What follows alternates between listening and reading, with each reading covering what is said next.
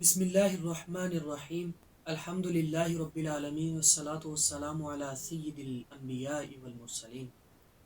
اللہ تبارک و تعالیٰ کا بے پناہ شکر ہے کہ اس نے ہمیں رمضان المبارک کا مہینہ عطا فرمایا۔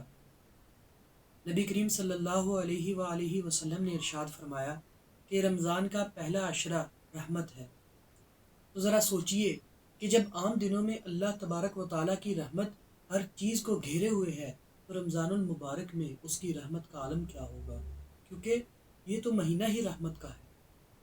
تو روزہ محض بھوکا پیاسا رہنے کا نام نہیں۔ اگر صرف بھوکا اور پیاسا رہنا مقصد ہوتا تو دنیا میں بہت سے لوگ ایسے ہیں جو غربت کی وجہ سے اپنی مرضی کا کھا نہیں سکتے، اپنی مرضی کا پی نہیں سکتے، اپنا پیٹ نہیں بھر سکتے۔ تو یاد رہے کہ روزہ صرف بھوکا پیاسا رہنے کا نام نہیں ہے، روزہ تو نفس کی تربیت کرنے کا نام ہے۔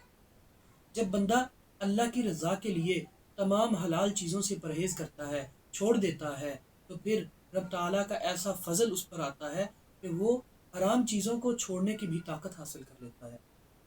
تو جیسے میں پہلے بیان کر چکا ہوں کہ لعلکم تتقون، کہ رمضان کا مقصد یہ ہے کہ تم میں تقوی پیدا ہو جائے۔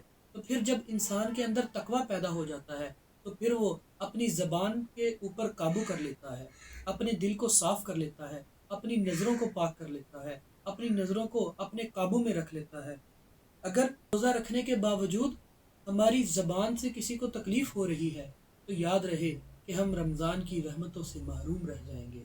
اللہ تبارک و تعالی ہمیں رمضان المبارک کی رحمتیں حاصل کرنے کی توفیق عطا فرمائے، اور اس مہینے میں اللہ تبارک و تعالی ہمارے تمام صغیرہ کبیرہ ظاہری باطنی گناہوں کو معاف فرمائے۔